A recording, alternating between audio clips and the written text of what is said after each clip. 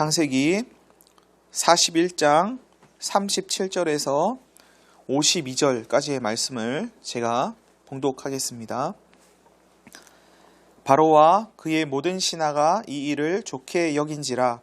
바로가 그의 신하들에게 이르되 이와 같이 하나님의 영에 감동된 사람을 우리가 어찌 찾을 수 있으리요 하고 요셉에게 이르되 하나님이 이 모든 것을 내게 보이셨으니 너와 같이 명철하고 지혜 있는 자가 없도다.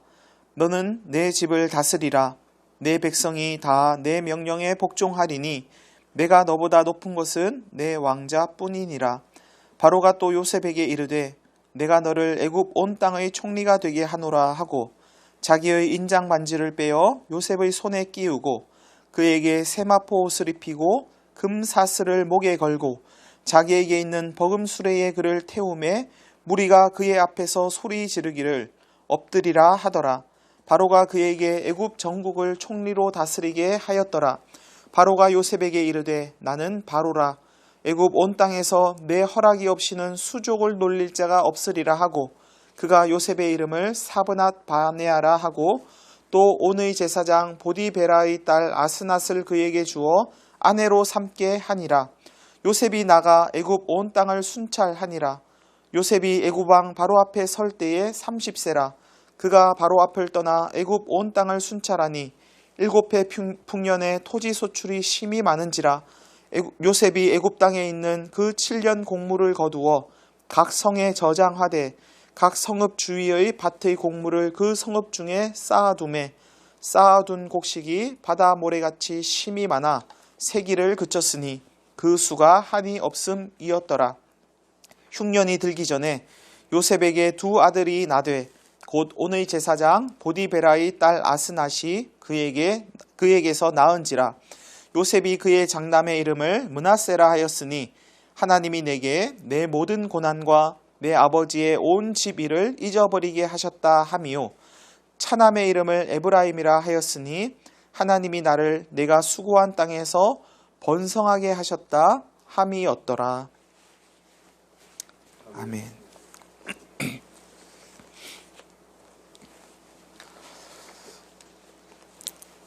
바로와 모든 신하가 이 일을 좋게 여겼습니다. 이 일이란 바로가 요셉에게 전해준 꿈 이야기에 대한 요셉의 해석과 그 해석에 따른 요셉의 대안을 말합니다. 이제 곧 애굽에 7년의 풍년이 있을 것이고 그 후에 7년의 풍년을 잊어버릴 만한 큰 흉년이 지속될 것입니다.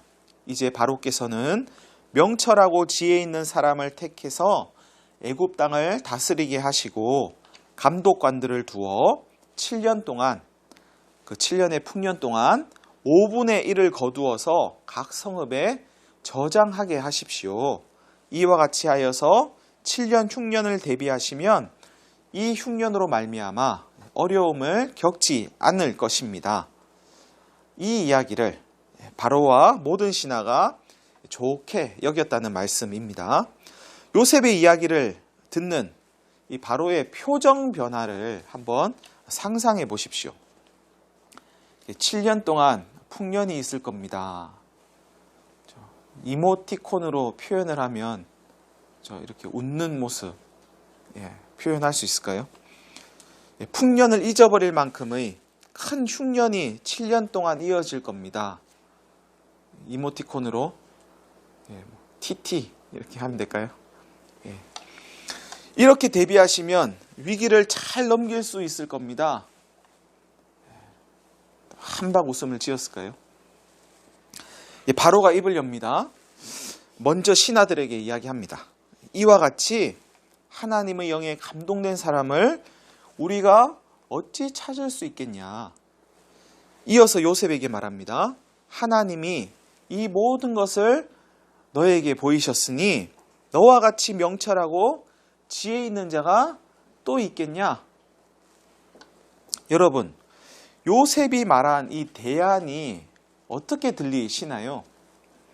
7년 풍년 후에 7년 흉년이 올 테니 풍년의 때를 미리 저장해서 흉년의 때를 대비하십시오. 특별한 대안 같아 보이십니까? 특별히 지혜롭고 특별히 명철해 보이시나요? 이 정도 대안은 상식이 있는 사람이라면 누구나 내놓을 수 있는 대안 아니겠습니까? 풍년 뒤에 흉년이 오면 당연히 풍년 때 저장해서 흉년을 대비해야죠. 요셉의 제안이 특별한 게 아니라 요셉의 제안을 특별하게 여기고 있는 이 바로가 특별해 보이지 않으십니까? 요셉이 지혜롭고 명철한 게 아니라 요셉의 제안을 특별한 지혜와 명철로 여기고 있는 바로가 지혜롭고 명철해 보이지 않으십니까? 요셉이 하나님의 영에 감동되어서 바로의 꿈을 해석하고 적절한 대안을 이야기했다면 바로가 요셉의 꿈 해석과 제안을 받아들였던 것은 바로 역시 하나님의 영에 감동되었기 때문 아닐까요? 바로는 요셉이 하나님의 영에 감동된 사람이라는 것을 알아보고 하나님께서 요셉에게 명철과 지혜를 주셨다는 사실을 또 알아봅니다. 여러분, 하나님의 영에 감동된 사람을 알아볼 수 있는 그 눈은 어디서 올까요? 하나님께서 명철과 지혜를 주셨다는 것을 알아볼 수 있는 그 지혜와 명철은 또 어디서 올까요? 이것은 우리 안에서 저절로 생겨나는 게 아니라 하나님으로부터 옵니다. 즉 하나님의 영에 감동된 요셉이 바로의 꿈을 해석하고 그에 따른 대안을 이야기했다면 하나님의 영에 감동된 바로는 요셉이 해석해주는 꿈과 그에 따른 대안을 받아들일 수 있었습니다. 하나님께서 요셉에게 지혜와 명철을 주셨다면 바로에게는 하나님께서 지혜와 명철을 준 사람을, 그 사람을 알아볼 수 있는 지혜와 명철을 주셨다는 말씀입니다. 이처럼 하나님께서는 꿈을 해석하는 사람과 그 해석을 받아들여야 하는 사람, 양쪽 모두에게 하나님의 감동을 주십니다. 한쪽에만 하나님의 감동을 주시고 다른 쪽에는 그 감동을 무조건 받아들이라고 강요하지 않으십니다. 한쪽에만 지혜를 주시고 다른 한쪽에는 그 지혜를 무조건 받아들이라고 윽박지르지 않으십니다. 양쪽 모두에게 감동을 주시고 양쪽 모두에게 지혜를 주십니다. 혹 내가 기도 응답을 받았는데 하나님께서 당신을 찾아가라고 하셨어요. 당신에게 이러이러한 말을 전하라고 하셨어요. 그래서 당신이 이렇게 행동하도록 전하라고 하셨어요. 당신에게 가면 무언가를 줄 거라고 하셨어요. 하는 이야기를 직접적으로나 간접적으로나 들어본 적이 있으신지 모르겠습니다. 여러분, 오늘 본문을 의지해서 말씀을 드립니다. 하나님께서 어느 한쪽에 어느 누군가에게 무언가를 말씀하셨다면 그 이야기를 들어야 하는 다른 쪽에도, 다른 사람에게도 그것을 받아들일 수 있도록 하나님의 감동을 주십니다. 하나님은 감동을 주셔서 자발적으로 받아들일 수 있게 하시지 윽박지르고 강요하지 않으십니다. 하나님은 문 밖에 서서 노크하시고 똑똑똑 노크하시고 문을 열어줄 때까지 기다리십니다. 기다리고 또 기다리십니다. 반대로 이야기하면 하나님께서는 우리에게 자유를 주시고 또 자유를 주십니다.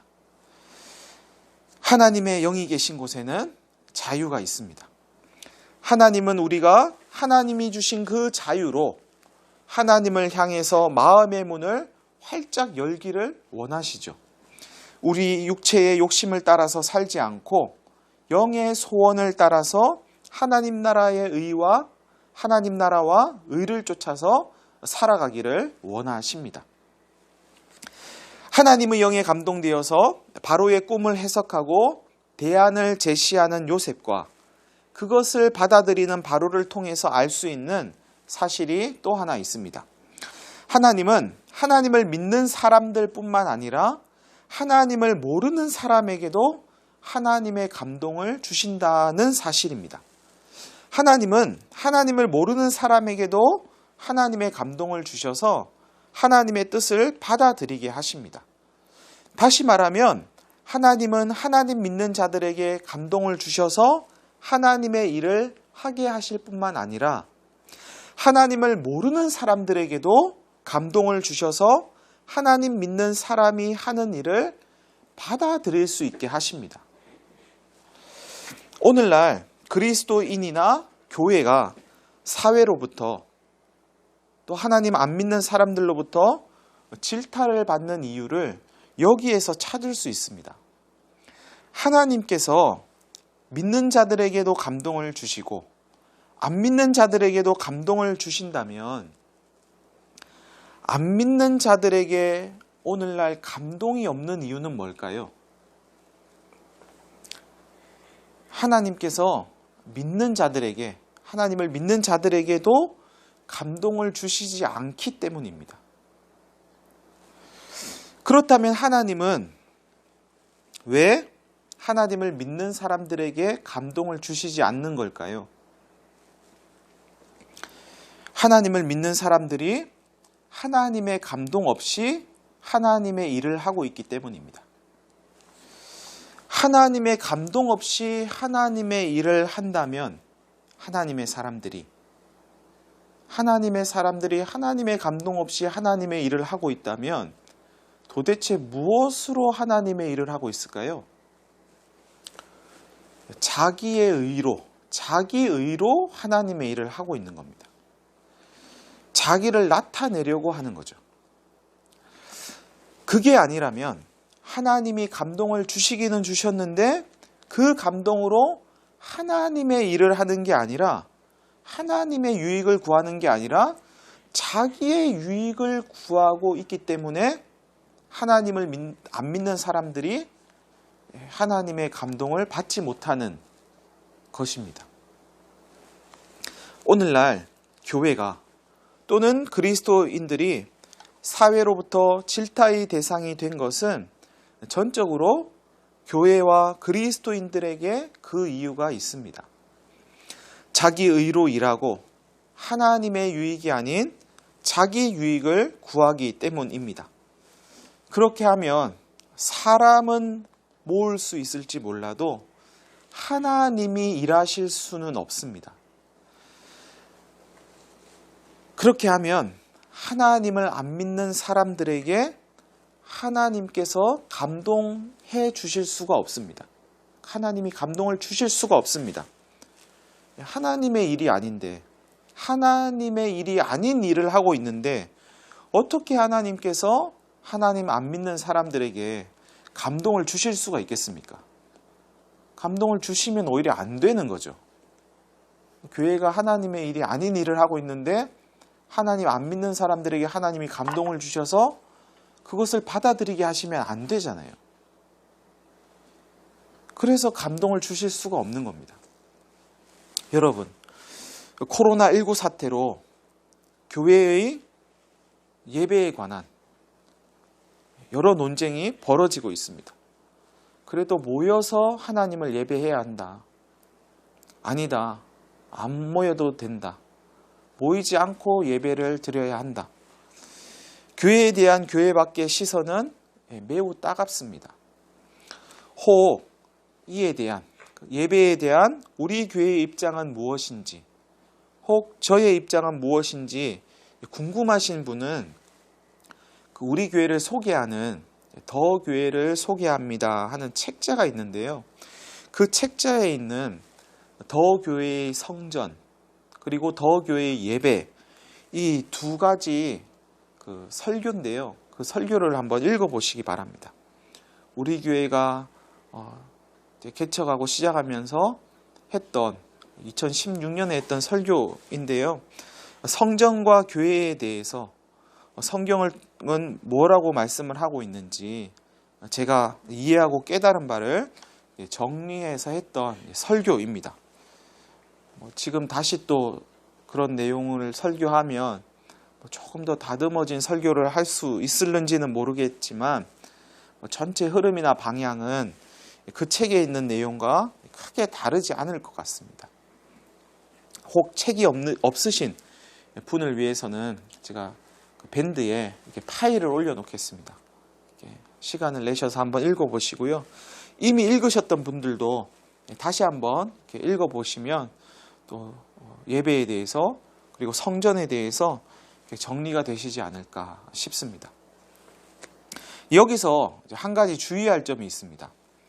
아니, 왜 저 교회는 그렇게 협조를 안 해서 일을 만들어서 이런 문제가 생기게 하나 하는 마음은 갖지 마시기를 바랍니다. 교회들에게 아무 일이 없기를 기도해 주시고 혹 문제가 생기면 저 일이 내 일이지 하는 마음을 가지시면 좋겠습니다. 그러한 안타까운 마음이 그리스도의 몸을 이루고 있는 지체로서 우리 교회가 또 다른 교회에 대해서 가져야 할 마음이 아닌가 싶습니다. 교회의 잘못을 교회가 감싸줘야지 우리끼리 서로 욕하면 어떻게 해 하는 말씀은 아닙니다. 그 교회와 우리 교회가 그리스도 안에서 한 몸을 이루고 있다는 사실을 잊으시면 안 된다는 말씀입니다. 문제를 일으키는 형도 내 형이고 말 안 듣는 동생도 내 형제입니다. 문제를 일으키고 말 안 들으면 화나고 짜증나고 힘들 수 있지만 그래도 우리가 서로 형제라는 사실에는 변함이 없습니다. 그의 부족함이 나의 부족함이라 여기고 그의 어리석음이 나의 어리석음이라 여기면서 함께 책임진다는 마음을 가져야 하지 않을까 싶습니다. 애굽왕 바로는 요셉을 애굽의 총리로 임명하고 모든 권한을 위임합니다. 그리고 요셉에게 사브낫 바네아라는 이름을 지어주고 제사장, 물론 이 제사장은 당시 애굽의 신을 섬기는 제사장이겠죠. 그 제사장의 딸을 아내로 삼게 합니다. 한순간에 애굽의 총리가 된 요셉, 그때 요셉의 나이는 30세였습니다. 풍년이 시작되자 요셉은 자신이 제안했던 대로 곡물을 거두어 각 성에 저장합니다. 저장한 곡식이 얼마나 많았던지 바다의 모래처럼 셀 수가 없을 지경이었다고 본문은 말씀합니다. 흉년이 들기 전 요셉에게 두 아들이 태어납니다. 요셉은 장남의 이름을 하나님이 내게 내 모든 고난과 내 아버지의 온 집 일을 잊어버리게 하셨어 하는 뜻으로 잊어버림이라는 므낫세라 이름 짓습니다. 차자의 이름을 하나님이 나를 내가 수고한 땅에서 번성하게 하셨어 하는 뜻으로 번성함이라는 에브라임이라 짓습니다. 여러분, 요셉은 자신의 지난 13년의 세월이 고난이라 여기고 있습니다. 아버지의 심부름으로 양치는 형을 찾아갔다가 노예로 팔려서 애굽에 끌려오고 애굽왕 바로의 친위대장 보디발의 집에서 종살이를 하다가 누명을 쓰고 옥에 갇혀 지낸 그 13년. 누가 보더라도 그 세월은 고난입니다. 하나님께서 요셉과 함께 하셨다고 성경은 누누이 말씀하고 있지만 하나님과 함께 한다고 하나님이 함께 하신다고 고난이 없는 게 아닙니다. 여러분, 하나님이 함께 하셔도 고난이 있다면 하나님 없는 고난과 하나님이 함께 하시는 고난은 어떤 차이가 있을까요? 예수님께서 제자들과 함께 갈릴리 바다를 항해하고 계셨는데 풍랑이 일어납니다. 풍랑이 있는 배에서 제자들은 두려워하죠. 마침내 제자들은 주무시고 계시는 예수님을 깨웁니다. 예수님은 바람과 파도를 잔잔케 하시고 제자들을 꾸짖으십니다. 어찌하여 무서워하냐? 어찌하여 너희가 믿음이 없냐?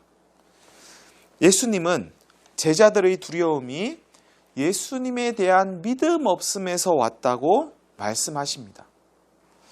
자신들과 함께 배에 있는 예수님이 바람과 파도를 잔잔케 하실 수 있는 분이라는 믿음이 있었다면 두려워하지 않았을 것이라는 말씀이죠. 바람과 파도가 칠 때마다 예수님이 나타나셔서 그것을 잔잔케 해줄 거라는 말씀은 아닙니다. 우리가 걸어가는 길에 어려움이 오고 삶의 여정에 고난이 있을 때 우리와 함께 하시는 하나님, 그러한 때에도 여전히 우리와 함께 하시는 하나님이 어떤 분이신지를 우리가 안다면 두려워하지 않을 것이라는 말씀입니다.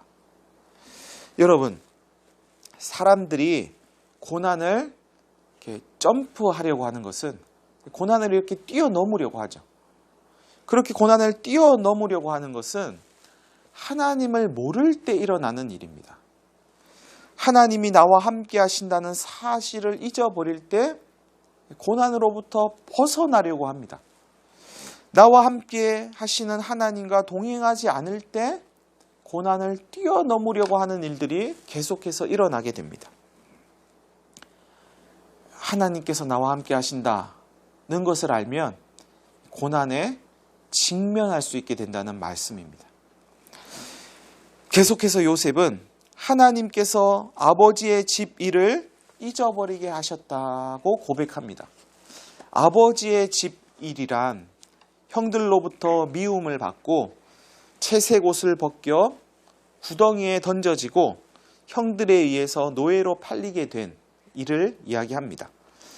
여러분, 요셉의 이 말은 내가 그 모든 일, 형들이 나에게 했던 일을 다 잊어버렸어. 이제 잊어버렸어 하는 이 말은 총리가 되고 결혼도 하고 자녀도 낳고 나니까 형들이 벌였던 일을 다 잊어버릴 수 있었다는 뜻일까요? 소위 성공해서 고난을 잊어버리게 될 오늘을 기다렸다는 뜻일까요? 성공하고 나니까 이제 다 잊어버렸어. 그 지긋지긋했던 일, 이제야 비로소 잊어버릴 수 있게 되었어. 그래서 하나님 감사합니다 하는 뜻일까요? 요셉의 말이 그런 뜻이라면 감사 이전에 원망이 터졌을지도 모릅니다. 하나님, 이제 와서 이런 거 해주시면 뭐합니까? 이걸로 지난 13년을 맞바꾸시려고요? 이걸로 퉁치시려고요?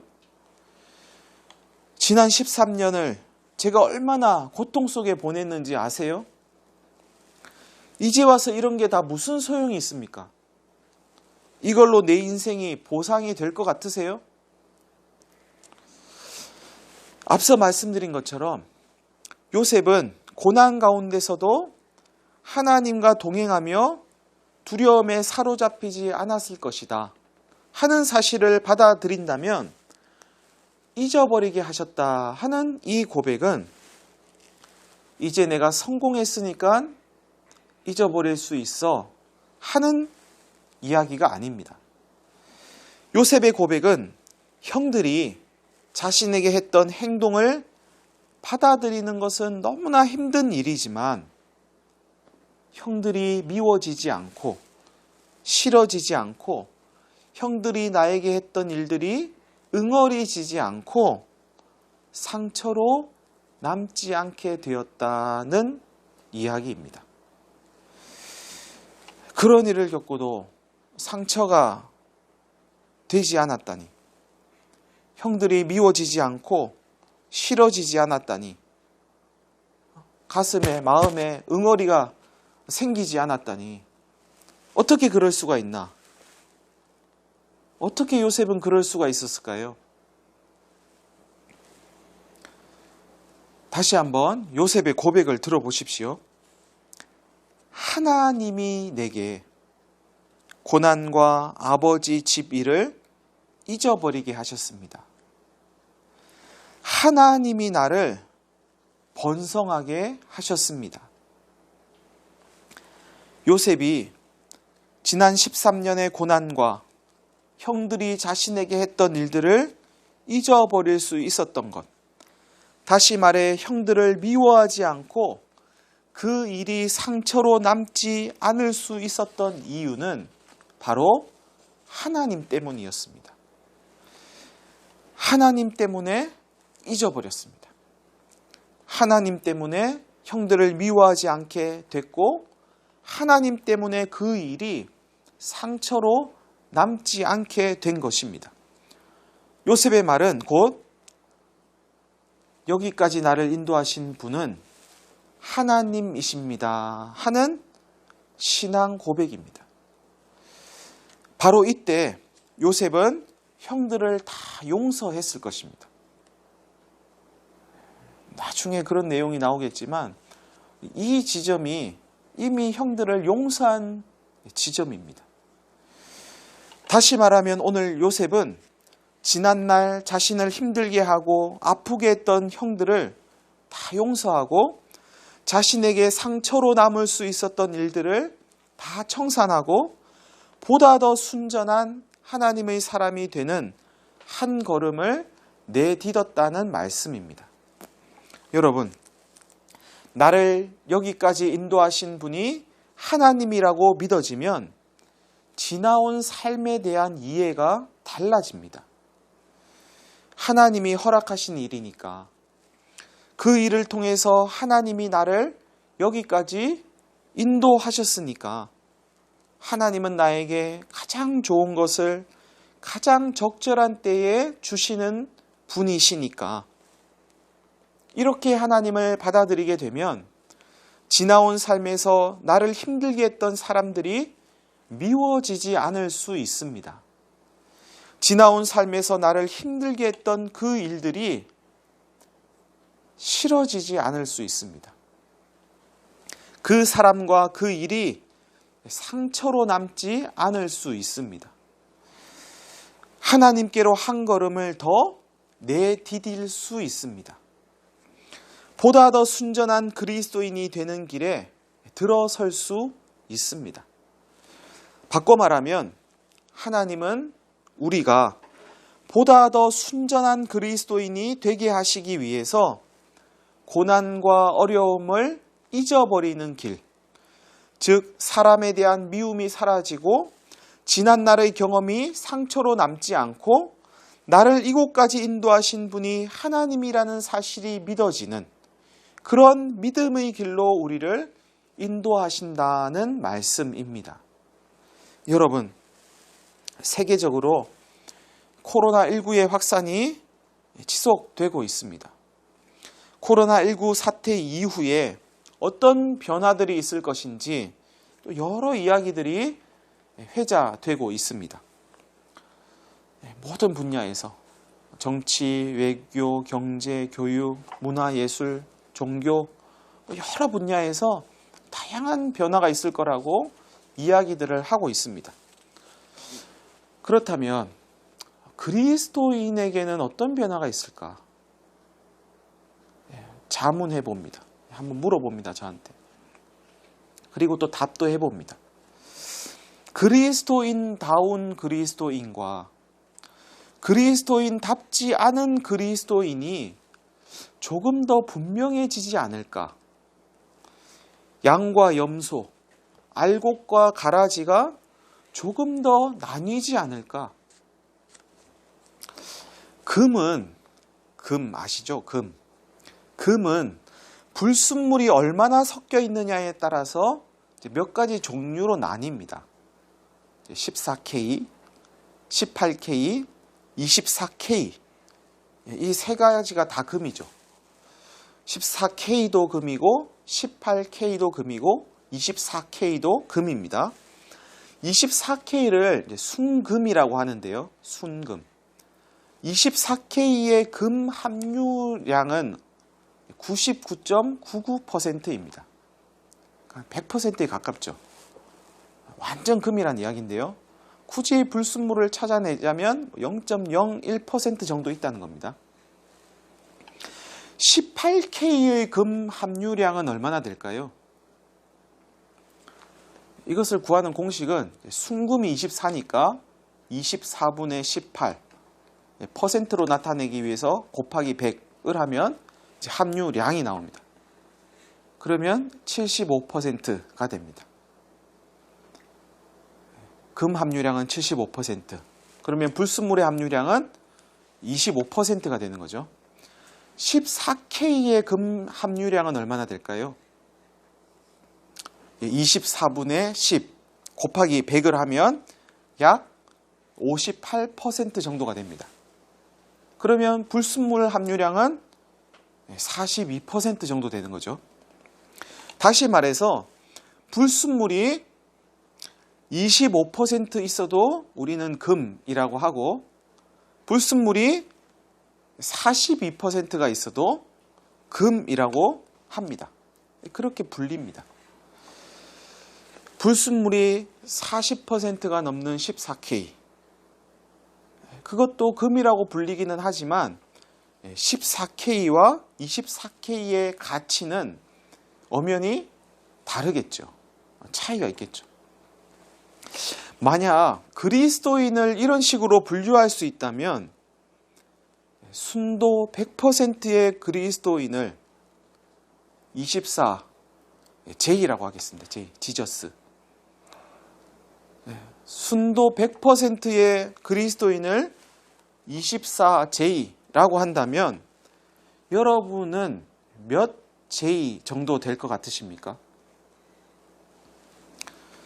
나는 순도 몇 %의 그리스도인이라고 하시겠습니까? 나는 불순물이 얼마나 섞여 있는 그리스도인 같으십니까? 금은 액세서리를 만들기 위해서 필요에 따라 14K나 18K도 만들지만 하나님은 불순물이 섞여 있는 그리스도인을 원하지 않으십니다.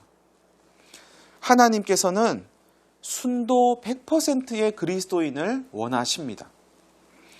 우리를 순도 100%의 그리스도인으로 만들기 위해서 하나님은 오늘도 지금도 참고 인내하시면서 우리를 빚어가고 계십니다.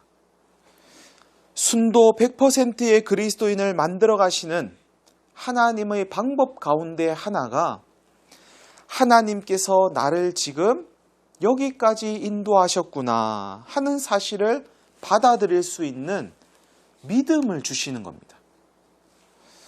우리의 삶에 미움을 남기지 않고 원망을 남기지 않고 상처를 남기지 않으시려고 나를 여기까지 인도하신 분이 하나님이라는 사실이 믿어지는 그 믿음을 하나님은 우리에게 허락하십니다. 여러분, 우리는 지금 누가 뭐라 하더라도 고난의 때를 지나고 있습니다. 하나님은 우리와 동떨어져 계신 것이 아니라 여전히 우리와 함께 계십니다. 하나님이 우리와 함께 하신다는 믿음은 우리를 모든 두려움으로부터 벗어나게 합니다. 지금도 우리와 함께 하시는 하나님은 이 고난을 통해 우리가 더욱 순전한 그리스도인이 되기를 바라십니다. 우리가 순전한 그리스도인이 되기를 바라셔서 우리에게 믿음을 주시고 우리에게 있는 불순물을 제거하기를 원하십니다. 너를 지금 그 자리까지 인도한 건 바로 나야. 나는 늘 너와 함께하는 하나님이야. 두려워하지 마. 내가 너와 늘 함께 할 거야. 여러분, 하나님께서 원하시는 순전한 그리스도인이 될 수 있다면 코로나19 이후에 어떤 세상이 오더라도 걱정하실 필요가 없습니다. 지금은 온라인으로라도 함께 하나님을 예배하고 있지만 혹 온라인으로조차 함께 예배할 수 없는 상황이 오더라도 두려워하거나 염려할 것이 전혀 없습니다.